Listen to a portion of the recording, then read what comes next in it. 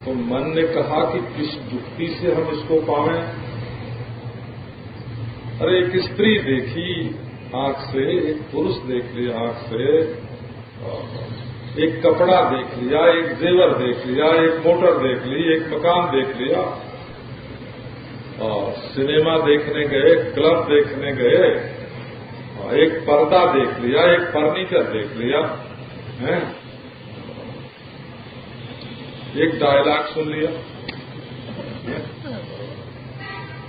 वही हमारे घर में भी बोलने वाला ऐसा ही होना चाहिए। बस वहां से लेके आए हो, दुश्मन को लेके आए हो। आगे आगे इंद्रियां चली, पीछे पीछे मन चला, फिर उस मन और इंद्रियों की पूर्ति के लिए, वासना पूर्ति के लिए आपकी बुद्धि चली। ये धन पैदा करो, ये युक्ति करो, इनसे मिलो, उनसे दोस्ती करो, है? उस मिनिस्टर को मिलाओ, है ना? तब हमारी ये इच्छा पूरी हो जाएगी।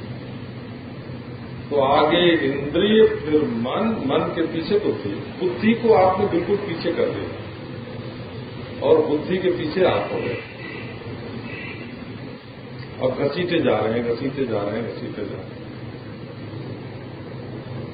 अच्छा, एक आदमी है, घर में बैठा है एकांत में, उसकी बुद्धि ने सोचा ये ठंड के दिन आ रहे हैं, हमको कपड़े बनवाने चाहिए। ये बुद्धि ने आवश्यकता बताई। फिर अच्छा भाई ऐसे कपड़े बनवा लो, ये निश्चय कर लिया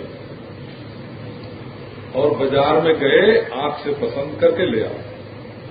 आगे आगे बुद्धि चली, पीछे मन चला, मन के पीछे इंद्रियां चली। ये दो गति हो गई ना। एक आगे आगे चली इंद्रियां, उसके पीछे मन और उसके पीछे बुद्धि, और एक आगे आगे चली बुद्धि, बुद्धि के पीछे मन और मन के पीछे इंद्रियां। अब आप बोलो, आपके जीवन की गति किधर है? आप इंद्रियों के पीछे चलते हैं कि आपका मन और इंद्रिय बुद्धि के पीछे चलते हैं? तो आपकी बुद्धि तब भ्रष्ट हो जाती है। वो कई है ना, कई गलत रास्ते पर कब जाती, कब चलती है? जब मंथरा के पीछे चलती है। मंथरा की शरणागति कैकेयी को नष्ट भ्रष्ट कर देती है, और मंथरा की शरणागति दशरथ को मार डालती है। नीच की शरणागति नहीं होनी चाहिए, हीन की शरणागति नहीं होनी चाहिए। सहारा लेना हो तो उत्तम पुरुष का सहारा लेना चाहिए, पुरुषोत्तम का सहारा लेना चाहिए। मंथरा, कैकेयी, दशरथ, इनकी उल्टी शरणागति है। वो ये व्यतिरेक की रीति बोलते हैं। व्यतिरेक की विधा से ये शरण्य का वर्णन है। मंथरा शरणागति के योग्य नहीं है, कैकेयी शरणागति के योग्य नहीं है। तो इंद्रियां शरणागति के योग्य नहीं है, मन शरणागति के योग्य नहीं। जो मन में आया सो किया। तो यदि बुद्धि को प्रतिष्ठित बनाना है, बुद्धि का प्रतिष्ठित होना माने जीवन का प्रतिष्ठित होना, व्यक्तित्व का उत्कृष्ट होना।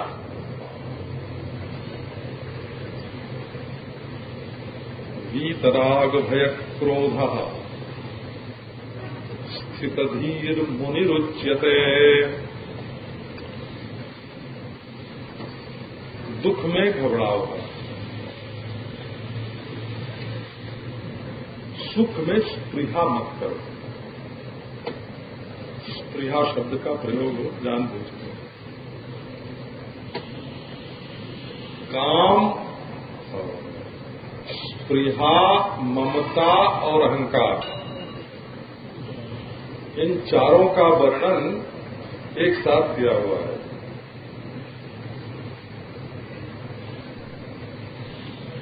विहाय कामान यः सर्वान् पुमाश्चरति निष्प्रियः निर्ममो निरहंकारः स शांतिम् अधिगच्छति। लो काम, स्पृहा, ममता और अहंकार चारों छोड़ दो, तुम्हारे जीवन में शांति है। एक साथ है वो। विहाय कामान यः सर्वान्, एक जो तुम्हारे पास नहीं है उसके लिए व्याकुल मत हो, और जो तुम्हारे पास है उसके लिए स्पृहा मत करो। जो नहीं है उसके लिए व्याकुल मत हो जाओ, और जो है उसके लिए बना रहे ये स्पृहा मत करो। अरे अब तो दाग टूट रहे हैं भाई, अब बाल सफेद हो रहे हैं, कब तक बनाए रखोगे? कब तक चेहरे पर झुर्री नहीं पड़ेगी? कितना भी तेल फुलेल लगाओ, कितना भी स्नो पाउडर खर्च करो, चमड़ी तो सिकुड़ेगी ही, रह नहीं सकती हमेशा। यह भी न रहेगा, ये भी नहीं रहेगा। दुख देता है जाने वाली वस्तु के प्रति जब स्पृहा हो जाती है ना कि ये बनी रहे, धन बना रहे, जवानी बनी रहे, कुर्सी बनी रहे, बस अशांति आई हो, क्योंकि वो तो आज कुर्सी है कल उलट जाएगी, आज जवानी है कल नहीं रहेगी, आज पैसा है कल नहीं रहेगा। स्पृहा दुख देती है।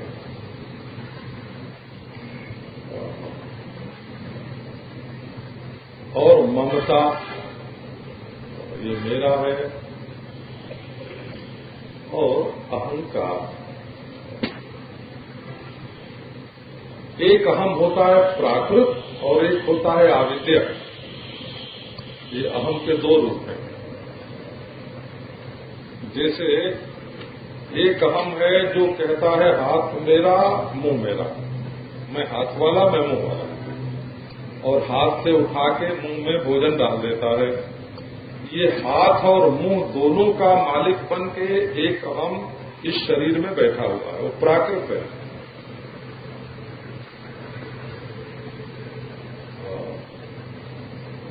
और मैं धन वाला, मैं भोग वाला, मैं विद्या वाला, मैं बुद्धि वाला, ये जो बाहर की चीजों का मालिक बन के बैठा है वो अविद्या का बेटा है। ये सांख्य शास्त्र में दो प्रकार का अहम मानते हैं। एक अविद्या से अस्मिता होती है, और ये एक प्रकृति से महान, महान से अहंकार होता है। प्रकृति से महत तत्व, महत तत्व से अहंकार तत्व, वो प्राकृत होता है। तो प्राकृत अहंकार तो विवेकी के जीवन में भी रहता है। वो भी जब हाथ से भोजन उठावेगा तो नाक में नहीं डालेगा, आंख में नहीं डालेगा, कान में नहीं डालेगा, मुंह में डालेगा। ये प्राकृत अहम है। और एक होती है अस्मिता, जो मूर्खता से चीज, देखो ये धरती मेरी, एक प्राकृत वस्तु है धरती, ठीक है, परंतु ये जमीन मेरी तुम्हारे पिता के जमाने में भी थी, दादा के जमाने में भी थी, दादा की नहीं हुई, पिता की नहीं हुई, तुम्हारी भी नहीं होगी। ये अविद्या मूलक है, वो मिथ्या ज्ञान मूलक है। तो स्पृहा जो है बहती हुई चीज को रोककर अपने पास रखने की स्पृहा। बहने वाली चीज में बहने का मजा लो, और रहने वाली आत्मा में रहने का मजा लो, तब आप सुखी रहोगे। और बहती हुई को रखना चाहोगे और रहने वाली को भेजना चाहोगे तो वो मिथ्या ज्ञान का विलास हो जाएगा, और वो तो कभी रहेगा नहीं। लो भाई, तो निष्प्रियता चाहिए। देखो, हमको कोई 5 रुपया दे जाए इसकी कामना नहीं होनी चाहिए, और जब ये कामना नहीं होनी चाहिए कि हमको कोई 5 रुपया दे जाए, ये साधु की बात सुना रहे हैं। और जब दे जाए तब ये 5 रुपए हमारे पास रहेंगे, इस प्रिया नहीं होना चाहिए। और कोई उठा ले जाए तब कब मेरे रुपए कोई उठा ले गया, इसकी ममता नहीं होनी चाहिए। और ममता नहीं हुई तो बोले देखो मैं कितना त्यागी हूं, कोई उठा ले गया और मुझे उसकी कोई परवाह नहीं है, ये अहंकार हो गया हो, ये त्याग का अहंकार हो गया। तो शांति की युक्ति क्या है? काम, स्पृहा, ममता और अहंकार, इन चारों का परित्याग। और आपकी बुद्धि स्थिर तभी हो सकती है जब दुखेष्वनुद्विग्नमनाः सुखेषु विगत स्पृहा। अरे बाबा, चीरते चलो, इस संसार की यथार्थता को समझो। आज तक क्या नहीं छोड़ दिया है, क्या नहीं छूट गया है। निर्ममो निरहंकीतराग भय क्रोधा। बुद्धि को गड़बड़ाने वाली चीज क्या है? आप देखो, आपको सुनाते हैं। तो हमने एक सुना था, वो गाना कहीं सुना था, हम कथा सुनाने आए हैं।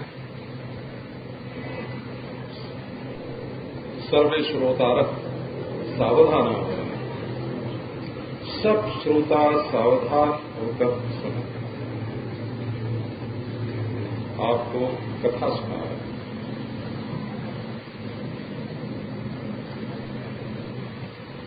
आपके मन में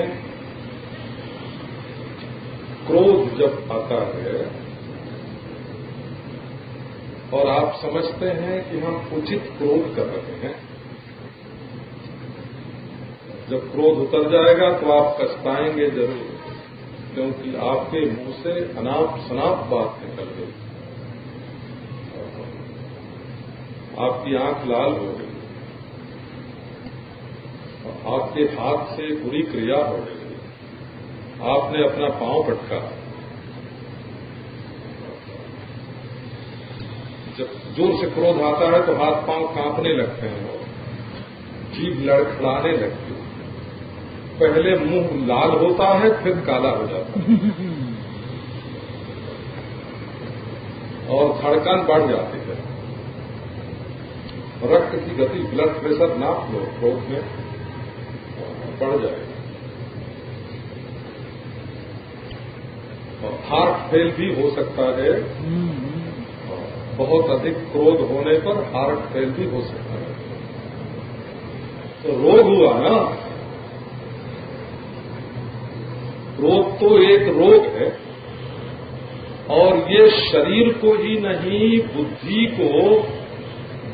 को भ्रष्ट करता है। अच्छा, जब आपको क्रोध आता है तो आप क्या सबको परमात्मा देखते हैं? सब में परमात्मा देखते हैं? अपने आत्मा का विलास देखते हैं? सबको माया देखते हैं? सबको मिथ्या देखते हैं? सबको पंचभूत देखते हैं? कौन सी तात्विक दृष्टि आपके हृदय में रहती है उस समय जब आप क्रोध से विफल हो जाते हैं? कौन सी तात्विक दृष्टि रहती है? सत्य से सर्वथा दूर हो जाते हैं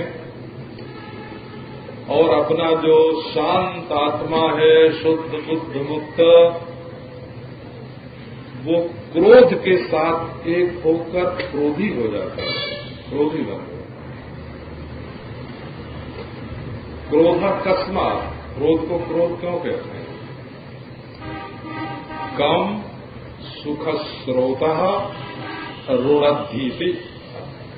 जो हमारे हृदय में सुख का एक झरना बह रहा था, शांति की एक शांत नदी और शांति का एक सरोवर, स्वच्छ निर्मल अपना हृदय सरोवर, उसके स्रोत को इसने रोक दिया, सुखानुभूति बंद हो गई और चिंगारियां निकलने लगी हो, चिंगारियां। न ईश्वर की दृष्टि, न आत्मा की दृष्टि, न माया की दृष्टि, बुद्धि हो गई प्रश्न। ये बात नहीं है कि आप किस पर क्रोध कर रहे हैं और क्यों कर रहे हैं? वो आदमी कितना बुरा है और क्रोध करने की वजह क्या है, ये तो वकील लोग सिद्ध कर देंगे। ये बहुत उचित है, क्रोध किया तो बहुत उचित है, पर वो वकालत की बात है, वो संतों की बात नहीं है। संतों की बात अलग होती है और पक्षधर वकीलों की बात, पक्षियों की। वकील तो पक्षी होता है ना, पक्षी। वो तो जहां चारा मिला महाराज उधर उड़ गया, चिड़िया।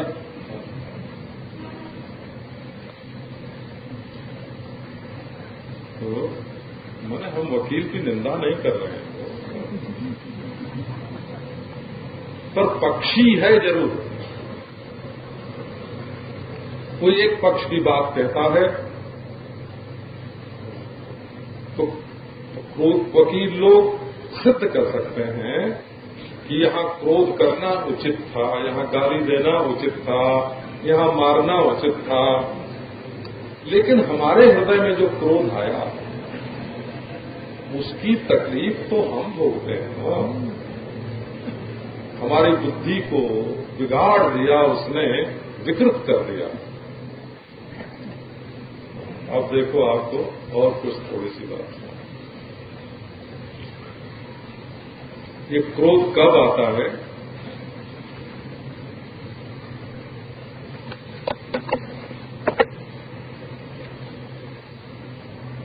जब हम ये चाहने लगते हैं कि मन तो हमारा हो और तन दूसरे का काम करे। माने हमारी इच्छा की पूर्ति दूसरे के द्वारा हो, नौकर हमारे मन के अनुसार काम करे, पत्नी हमारे मन के अनुसार चले, पति हमारे मन के अनुसार काम करे। हैं? बहू कहती है सास हमारी मन से चले और सास कहती है बहू हमारे मन से चले। और जब नहीं चलते हैं तब उनके ऊपर मन में क्रोध आता है। भला ये कहाँ का न्याय है कि मन दूसरे का और तन दूसरे का, दूसरे को मशीन बनाने का, दूसरे के जीवन को, तन को मशीन बनाने का तुम्हें क्या हक मिला हुआ है? अरे भाई तुम्हारे भी मन है, उसके भी मन है? कुछ तुम्हारे मन की हो, कुछ उसके मन की हो। समझौते का जीवन चाहिए ना, कि अपना ही अपना मन, अपना ही अपना मन, ये कोई जीवन है? तो जब मन में क्रोध आता है तो पहले से रोक लगाकर, देखो बहुत हल्की फुल्की बात आज सुनाते हैं, दर्शन शास्त्र की नहीं बोला। आप ये सोच लो कि मन में क्रोध आ जाए तो कोई बात नहीं, वो तो सपना है, आवेगा चला जाएगा। सपने में भी क्रोध आता है, सपने में भी कई बार किसी को पीट देते हैं, गाली दे लेते हैं, और सपने में भी आंख लाल हो जाती है, सपने में भी क्रोध आता है। लेकिन जब जागते हैं तब हम बुद्धि से उसका समर्थन नहीं करते हैं कि हमने क्रोध किया तो ठीक किया, या ये नहीं कहते हैं कि जब स्वप्न में क्रोध आ ही गया तो आओ जागृत में भी कर ले, ऐसा तो नहीं करते हैं। तो मन में अगर क्रोध आ भी जाए तो उसको क्रियान्वित मत होने और बुद्धि से उसका समर्थन मत करो। यदि बुद्धि को क्रोध के साथ नहीं जोड़ोगे और क्रोध के अनुसार क्रिया नहीं करोगे तो वो क्रोध स्वप्नवत हो जाएगा, उसका कोई संस्कार आपके चित्त में नहीं पड़ेगा। तो पहले से एक जुक्ति लड़ा लो। आपको कुछ खाना पीना अच्छा लगता है, शक्कर अच्छी लगती है, नमक अच्छा लगता है, खटाई अच्छी लगती है, क्या चीज आप रोज रोज लेना पसंद करते हैं? तो आप ऐसे कहो कि यदि एक बार क्रोध हमारी जीभ से या क्रिया से जाहिर हो जाएगा तो हम 3 दिन चाय नहीं पिएंगे। लो भाई, तो जब क्रोध आने का टाइम होगा ना तो चाय आके सामने खड़ी हो जाएगी, प्यारे मुझे छोड़ रहे अब आपका क्रोध भाग जाएगा, दब जाएगा ना क्रोध। आप बिना नमक के खाना पसंद नहीं करते? एक बार कस्तूरबा को किसी ने कहा कि तुम नमक थोड़े दिन तक मत खाओ, 3-4 दिन नमक मत खाओ, तुम्हारा रोग ठीक हो जाएगा। तो उन्होंने गांधी जी से कहा कि बाबा बिना नमक के हम नहीं रह सकते, हम तो नमक खाएंगे। तो गांधी जी ने कहा कि जब डॉक्टर मना करता है तो छोड़ दो। बोले हम बिना नमक के रह ही नहीं सकते। तो गांधी जी ने कहा अच्छा मैं प्रतिज्ञा करता हूं कि मैं 20 दिन तक नमक नहीं खाऊंगा। जो वो तो जानती थी कि इनके मुंह से निकल गया तो बद्रलीक हो गया, वो तो बद्रलेख हो गया।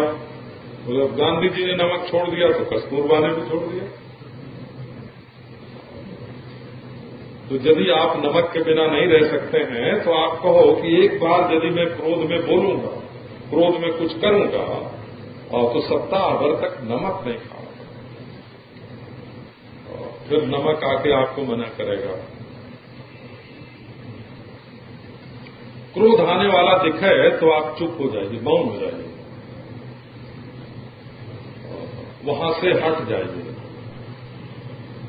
भगवान का नाम लेने लग जाइए और कुछ दान दक्षिणा की बात कर लीजिए। पहले से जैसी अपनी शक्ति हो, भारी पड़ता हो, थोड़ा भारी पड़ता हो,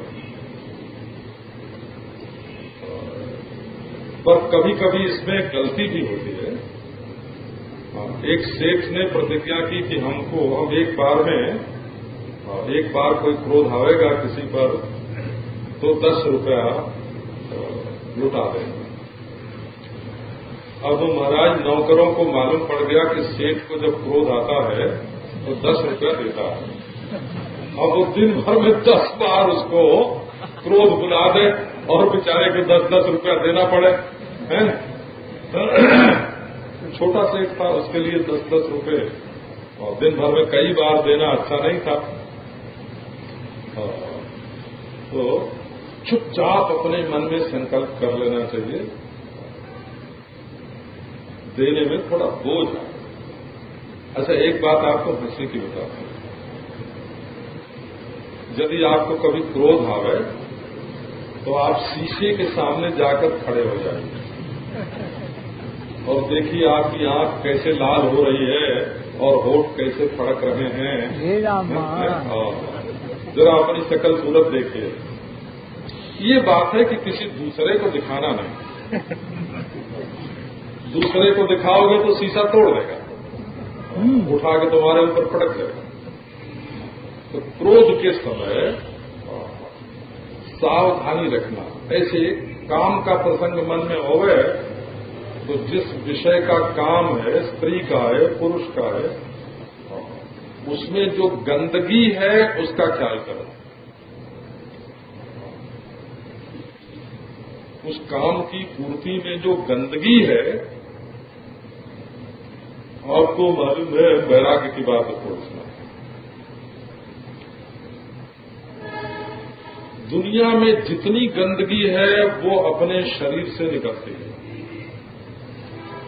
जो अपने मैं से अलग हुआ वो गंदा है। आपका ध्यान न गया हो, आंख में से निकलता है सो गंदा, कान में से निकलता है सो गंदा, नाक में से निकलता है, मुंह में से निकलता है सो गंदा। हे भगवान, पसीने में से निकलता है सो गंदा, पीप निकले, खून निकले, हड्डी निकले, रोआ निकले, इस शरीर में से ही गंदगी निकलती है और कहीं गंदगी होती नहीं है। मिट्टी, पानी, आग गंदे नहीं होते हैं। जहां प्राणी के शरीर का संबंध जुड़ जाता है, प्राणी के शरीर से निकली हुई जो चीज होती है वो गंदी होती है। तो यदि काम आता हो मन में, तो जिसके प्रति काम आता है उसमें क्या गंदापन है उसका ख्याल करो। अच्छा, छोड़ो उसको, उस चीज को छोड़ो,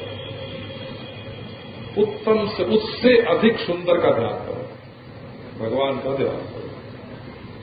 चेतस चुंबित चंद्र चूड चरण ध्यानामृतम वर्तते रे रे रे कंदर्प करम कदर्थे सिकिम, रे कंदर्प करम कदर्थे सिकिम कोदंड कंकार वही। अरे वो काम अपने हाथ को क्यों गंदा करता है बार बार धनुष पर टंकार देकर? देख, तुमको जलाने वाले चंद्रचूड भगवान शंकर हमारे हृदय में हैं। अमृत की धारा गिर रही है और हमारा मन बारंबार उसका चुंबन कर रहा है। क्या होता है तो काम जाना अमिते मूलम संकल्पात किल जाए से। काम, जब हम किसी चीज को बहुत सुख देने वाली समझते हैं, उसमें नित्य अनित्य काम नहीं देता है कि अनित्य के प्रति काम न करें। अनित्य सुख के प्रति भी बड़ी भारी कामना होती है। सुख के प्रति कामना होती है, चाहे वो नित्य हो चाहे अनित्य। अनित्य अनित्य करने से एक कामना नहीं मिटती है, असत्य असत्य करने से भी कामना नहीं मिटती है। क्योंकि असत्य बोलने से यदि पैसा मिलता हो तो असत्य बोलते हैं कि नहीं बोलते हैं? अच्छा, 4 दिन के लिए भी सुख मिलता हो, 4 घंटे के लिए भी मिलता हो, 4 मिनट के लिए भी मिलता हो, तो सुख के लिए अनित्य को असत्य को स्वीकार करते हैं कि नहीं करते हैं? अगर ऐसा न होता तो लोग चोरी बेईमानी क्यों करते? तो नित्य अनित्य के विवेक से या सत्य असत्य के विवेक से कामना नहीं मिटती। कामना मिटती है सुख दुख के विवेक से। अपने हृदय में सुख है, भगवान में सुख है, बाहर की वस्तु में सुख नहीं है, शांति में सुख है। तो भगवान का ध्यान करो और लोगों की भीड़ में चले जाओ। मन में कामना आवे, एकांत में मत रहो, लोगों की भीड़ में जाओ, बात करो, चुपचाप मत बैठो। उपनिषद का स्वाध्याय करो, गीता का स्वाध्याय करो। काम जाना मिते मूलम संकल्पात किल जाए से। तो ये काम क्रोध जो हैं ये बुद्धि को बिगाड़ते हैं। इससे फिर हमारी बुद्धि पर कोई विश्वास, हमारी बुद्धि हमको कब कहाँ काम के फंदे में फंसावेगी, हमारी बुद्धि हमको कब क्रोध की आग में जलावेगी। एक जैन ग्रंथ में ऐसी बढ़िया बात लिखी है। एक सज्जन को क्रोध आ गया, तो क्रोध आने पर विवेक का लोप हो जाता है। वहां एक लोहार लोहे का गोला गर्म कर रहा था और उनको आया क्रोध। तो उन्होंने दौड़ के वो लोहे का गोला उठाया और जिस पर क्रोध आया था उस पर फेंक दिया। तो जिस पर फेंका वो तो बचा गया, वो तो भाग गया, झुक गया, लेट गया, लेकिन उनका हाथ जो है वो जल गया। तो क्रोध जिस पर किया जाता है उसकी हानि होवे कि न होवे ये तो बात की बात है। जो क्रोध करता है उसका दिल पहले जलता है, जो काम को अपने हृदय में बसाता है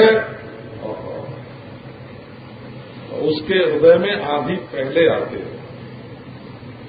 और ये शरीर में जो पीड़ा होती है, दर्द ज्यादा होता है, ये कमर दुख रही है, ये घुटना दुख रहा है, पांव दुख रहा है, ये कामजन्य पीड़ा है। आप लोग जो है ना बुरा मत समझना, ये कामजन्य बात है जो शरीर में दर्द लेके आता है। ये क्रोधजन्य आग है जिससे आपका दिल जलता रहता है। ये क्रोधजन्य पित्त है, पित्त छिपाए छिप नहीं सकता बाबा। ये क्रोध की आग है, भड़क उठती है, बार बार भड़क उठती है, आपके हृदय में क्रोध भरा है तो अच्छा भय है। हमने देखा भय से अनर्थ होते देखा हो, कुछ नहीं था। एक जगह है हमारे भाई बिरादर सब इकट्ठे हुए, बोले वो जो दूसरी जात वाले हैं ना, दूसरे मजहब वाले, उन्होंने बड़ा भारी संगठन जोड़ा है, सब इकट्ठे हुए हैं, तलवार भाला बंदूक लेके आज हम लोगों को लूटने के लिए आने वाले हैं। और महाराज सब इकट्ठे हुए, लाठी वाले, तलवार वाले, भाला वाले, बंदूक वाले, बोले वो हमारे ऊपर आक्रमण करने वाले हैं यार। तब तो जब वो कर देंगे तब तो हमारे घर में लड़ाई होगी, इसलिए आओ पहले हम ही लोग उनके ऊपर आक्रमण करें। वहां गए तो वो बेचारे जिसके ऊपर आक्रमण करने गए ना, वो खूब आराम से सो रहे थे, उनकी किवाड़ बंद, वो पलंग पर सो रहे। उनके मन में तो कोई आक्रमण करने की वासना ही नहीं थी, लेकिन भय बस गए का गए तब अब तो आ ही गए, अब खाली हाथ कैसे लौटेंगे। तो भय के कारण बुद्धि भ्रष्ट हो जाती है। इसलिए हमारे न्याय शास्त्र का कहना है कि पहले आदमी को होता है गलत ज्ञान, मिथ्या ज्ञान। अपने मैं को भूल जाते हैं, यह जैसा है उसको वैसा नहीं समझते हैं, पहले मिथ्या ज्ञान होता है। तो मिथ्या ज्ञान से 3 दोष मन में आते हैं। दोष केवल 3 नहीं है, 4 नहीं है। राग, द्वेष, मोह। किसी के रंग में रंग जाते हैं तो उसके पक्षपाती बन जाते हैं, किसी से द्वेष हो जाता है तो उससे भड़क जाते हैं, और किसी के मोह में फंस जाते हैं। ये तीनों दोष जीवन में कहां से आते हैं? बोले मिथ्या ज्ञान से, बुद्धि की भूल से आते हैं। मिथ्या ज्ञान माने बुद्धि की भूल।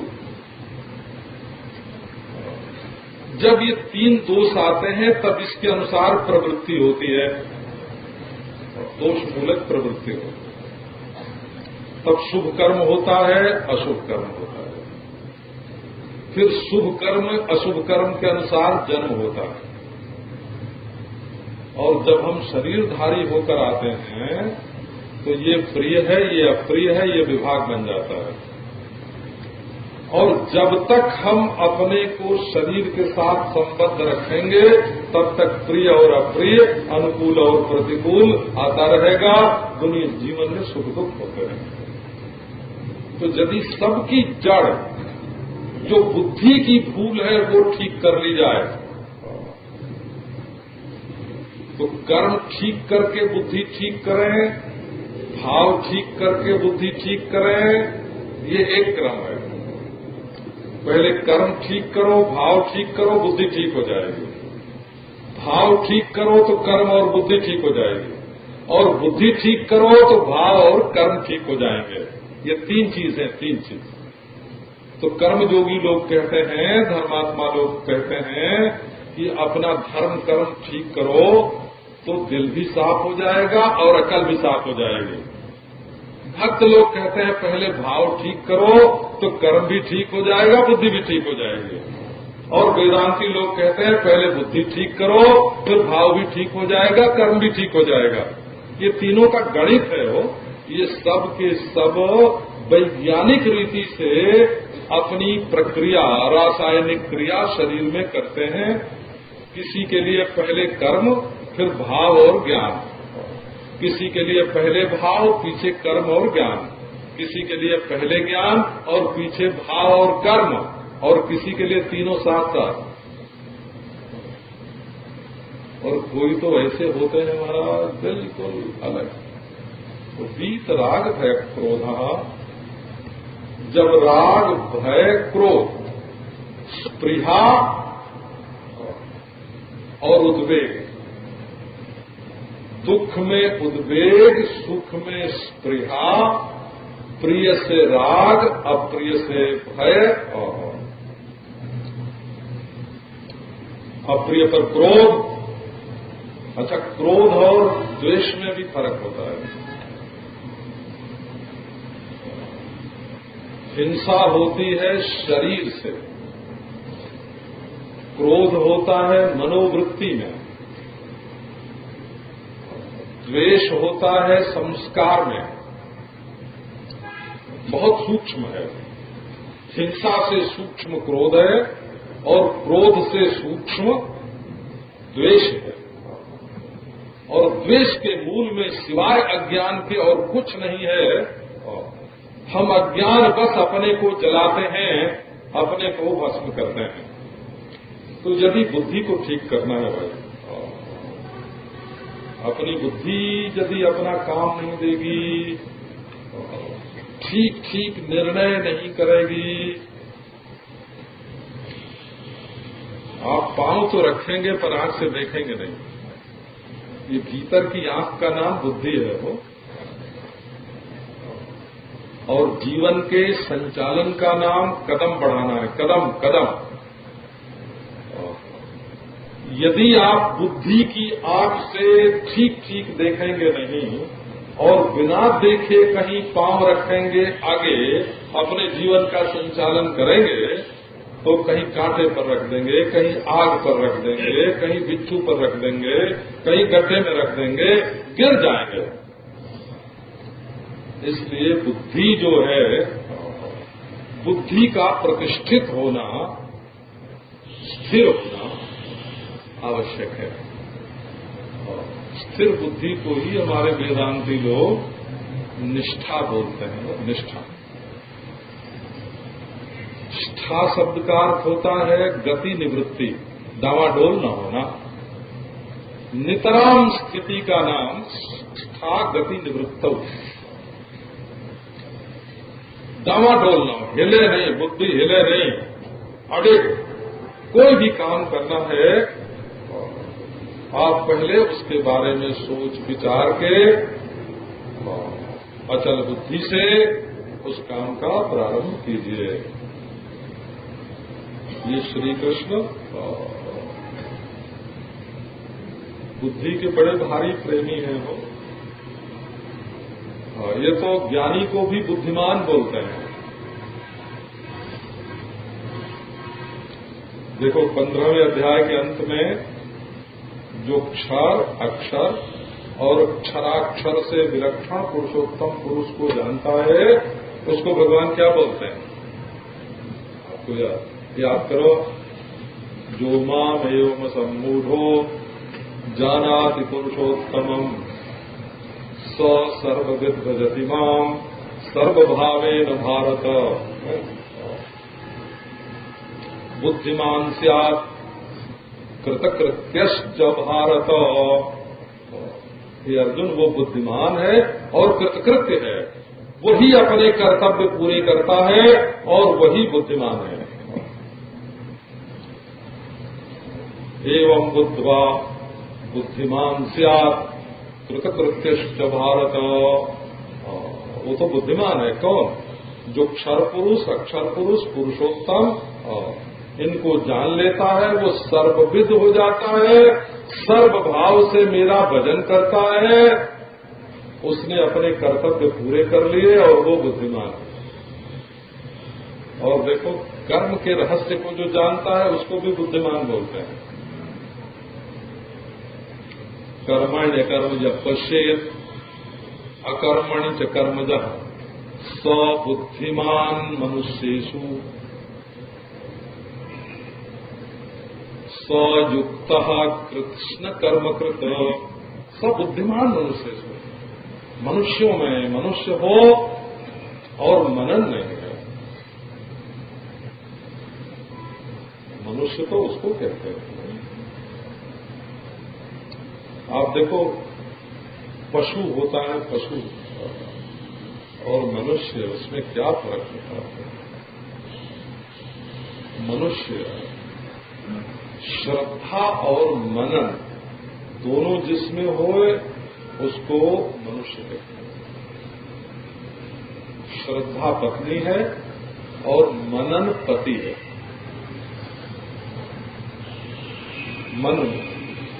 मनु और सतरूपा, मनु और श्रद्धा कामायनी, श्रद्धा का नाम है कामायनी। और मनु और शत्रुपा, मनु और श्रद्धा, जिसके जीवन में श्रद्धा और मनन दोनों का संयोग है, उसका नाम होता है मानव। यदि आपके जीवन में श्रद्धा नहीं रही तो आपकी मां छूट गई। यदि आपके जीवन में मनन विचार नहीं रहा तो आपका पिता छूट गया। पिता नहीं रहेगा आपके जीवन में तो आपको शिक्षा कौन दे? मनन सिखाता है। और श्रद्धा नहीं रहेगी आपके जीवन में तो आपको स्नेह कौन देगा? दूध कौन पिलावेगा? श्रद्धा पुष्ट करती है, श्रद्धा पुष्ट करती है और पिता मनन शिक्षा देता है। आपके ज्ञान की भी वृद्धि हो और आप स्नेह से हमेशा परिपुष्ट रहें, तृप्ति भी रहे और ज्ञान भी रहे, चित्त भी रहे और आनंद भी रहे, चेतना भी रहे और आनंद भी रहे। इसको बोलते हैं मनुष्य का जीवन, मानव का जीवन। अब मनुष्य का धर्म क्या है? मानव का धर्म क्या है? योग्यता व छिन्न शक्ति। जो योग्यता मनुष्य को पशु से, पक्षी से अलग करके मनुष्य को मनुष्य बनाए रखती है, जिस शक्ति के न रहने पर मनुष्य मनुष्य पद वाच्य नहीं रहता है, पशु हो जाता है। मनुष्य के अंदर रहने वाली उसी शक्ति का नाम धर्म है। धर्म वो है जो पांव को बुरी जगह न जाने दे, भीतर बैठा है वो, हाथ से बुरा काम न करने दे, मन से बुरा चिंतन न करने दे। जो हमारे भीतर रह के धारणात्मक शक्ति है, धारणात् धर्म, जो हमारे पांव को बुरी जगह जाने से रोक ले, उसका नाम धर्म है। जो बुरा काम करने से रोक ले, सिपाही नहीं रोक सकते, सेना नहीं रोक सकती, कानून नहीं रोक सकता। राजा ने नियम बनाया कि हमारे राज्य में सब लोग सायंकाल संध्या वंदन करें, प्रातः काल करें, नहीं करेंगे तो सजा। और महाराज घूमने निकला तो देखा एक पंडित जी बैठे तो थे टट्टी के लिए जंगल में हैं, और देखा राजा घोड़े पर आ रहा है, 100 लोटे का पानी अपने सिर पर छिड़कने लगे। अपवित्र पवित्र होगा, सर्वाव स्नान कर। राजा ने पूछा ये क्या? बोले महाराज ये कानूनी संध्या है, जब स्नान कर लेंगे तब सच्ची संध्या करेंगे, अभी तो कानूनी संध्या कर रहे हैं। कानून मनुष्य को ठीक नहीं कर सकता, नेता लोगों का व्याख्यान ठीक नहीं कर सकता। और एक एक आदमी के साथ एक एक सिपाही लगा दिए जाएं, वे ठीक नहीं कर सकते। एक एक आदमी के साथ 4-4 सिपाही लगा दिए जाएं, वो ठीक नहीं कर सकते, क्योंकि वे भी गलती करेंगे, घूस लेंगे, मिल जाएंगे, बुरा काम करने की इजाजत दे देंगे। तो तब अपने हृदय में यदि धर्म का संस्कार हो, तब वो बुरा काम करने से मनुष्य को रोक सकता है। यदि धर्म नहीं रहेगा तो रोकने वाला फिर तो यही बोलना पड़ेगा, तेरा कोई नहीं रोकन हाथ। जहां मर्जी हो वहां जाओ। हृदय में चाहिए धर्म, यही मनुष्य की मनुष्यता है। ओम